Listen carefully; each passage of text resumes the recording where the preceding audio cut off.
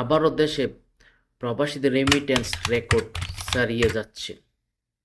গত 17 দিনে রেমিটেন্স এসেছে 161 কোটি ডলার।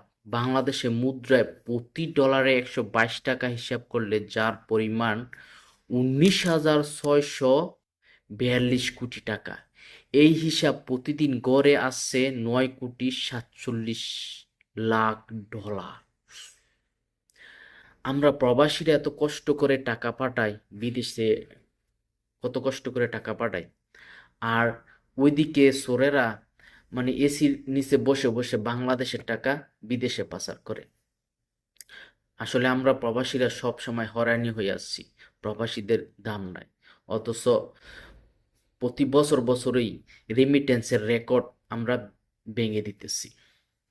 এভাবে প্রবাসীদের আয়ের ধারায় বাংলাদেশ টিকে আছে, এটা বাস্তব। যদি প্রবাসীরা না থাকতো তাহলে বাংলাদেশ আজ এই অবস্থানে আসতে পারতো না।